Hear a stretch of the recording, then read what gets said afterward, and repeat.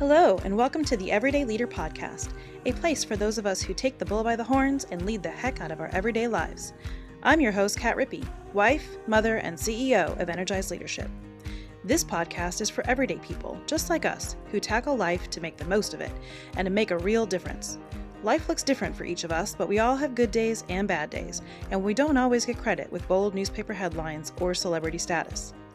Every week, I'm bringing you everyday leaders who take leadership seriously, whether at work or at home, and everywhere in between. Tune in for life hacks, personal insights, and a good time.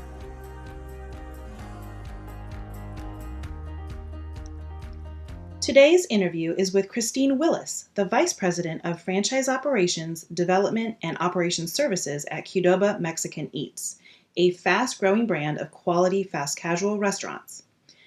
Christine is one serious leading lady. I have known her since she was working with Jack in the Box, where she was heavily involved in franchise relations and operations for many years. Christine has that star quality of a Fortune 100 leader.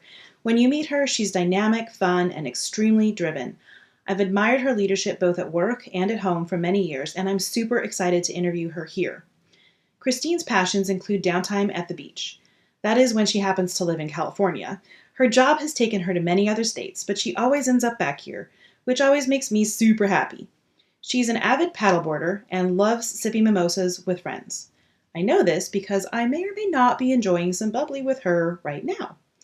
Without further ado, join me in welcoming Christine Willis.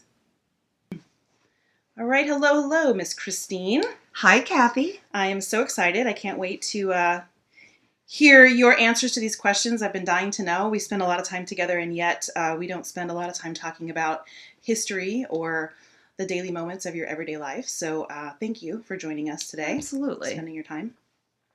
First, I would like to hear a little bit about your journey. So tell us a little bit about yourself and what's brought you to where you are today. You know, it's so interesting. I think a lot of people who end up in leadership roles in the restaurant industry got there by mistake. And, you know, I look at it, when I look at how I got into food service, it really was in college. I didn't have a car. I was the first one in my family to go to college, and I needed a part-time job. And so the food service provider on campus, which was Sodexo, I started before class going in and rolling pizza and making salads. And then after class in the evenings, I'd work the grill, often had to do the closings with a lot of dishes.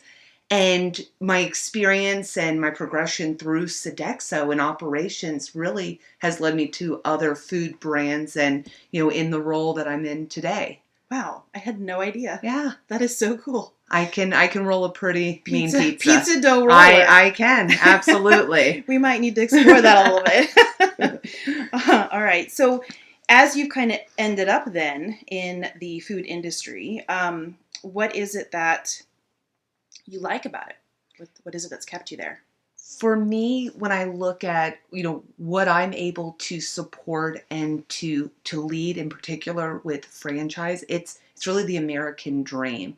So I've had the honor over, you know, multiple decades now to be involved with franchisees that started in some cases as a grill cook, as an hourly employee, and see them invest their livelihood, their family savings, take a lot of risk, and grow a brand, grow their business, and, you know, fast forward 10 years, see that they've purchased other brands, and they just have built such an incredible organization. And so I really look at it as the American dream and being able to support that for a number of franchise owners and operators. That's beautiful. That is really beautiful. Now, do you find that comes through in how you message things to your employees and people you hire?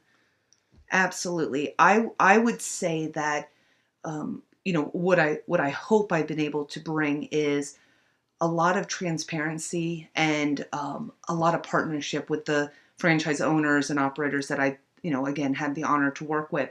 I think a lot of brands make mistakes where they don't understand, you know, that no matter how hard I work, no matter, you know, all of the discipline, all of the effort and resources that I put into what I do every single day, these franchisees have put their livelihood, They're Yeah. cash.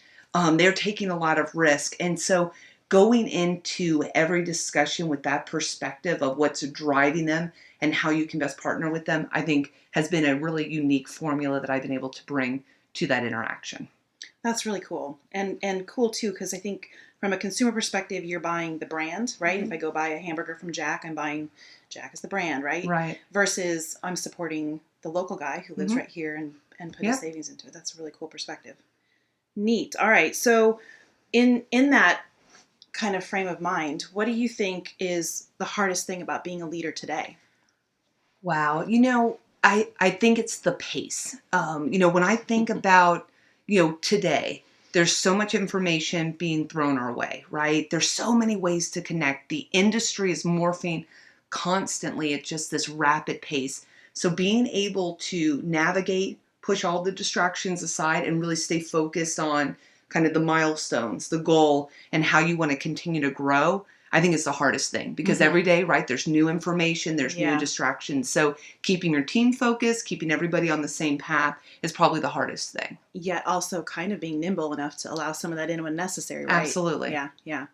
Okay, so given all of that, what would you say has been one of your bigger mistakes? You know, that's a really great question. I would say